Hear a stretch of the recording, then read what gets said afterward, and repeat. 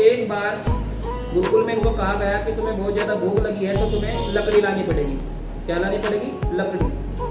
तो इसके बाद हुआ ये कि गुरुकुल के जो भोजन बनाने वाले जो लोग होते हैं, जैसे आप समझ सकते हो एक तरीके से डिपार्टमेंट समझ सकते हो, तो उन्होंने इन दोनों कहा कि रास्ते में अगर तुम्हें भूख लगे तो मैं तुम्हें थोड़े से चने दे रहा हूँ, आप लोग इनको मिल बांट के खा लेना, है ना। तो इसके बाद ये हुआ, चने जो थे वो सुदामा के पास थे। अब कुछ दूर चले तो सुदामा ने एक मुट्ठी चने खाए और आगे चले। ऐसे ही सुदामा ने सोचा कि एक दो मुट्ठी खाने से कोई दिक्कत नहीं है।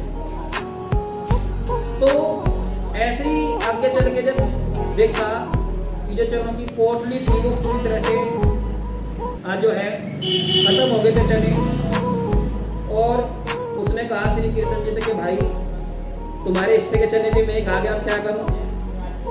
तो श्री कृष्ण ने ये कहा कि कोई बात नहीं, तुमने खा लिया या मैंने खा लिया, बात एक ही है, लेकिन ध्यान नहीं मेरे भाई, ये बात गुरुकुल में जाके नहीं बताना है कि ये चने मैंने खाए, है ना।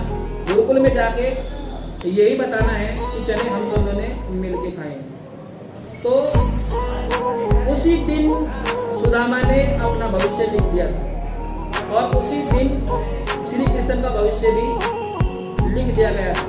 तो कहने का मीन्स यही है, आपको भले ही पैतृक संपत्ति कितनी भी मिल जाए भाई, और उस संपत्ति को आप कितना ही संभाल के रखो, लेकिन उसको कितना ज़्यादा मायने रखना है, ये बात हमारे कर्मों पे डिपेंड करती है।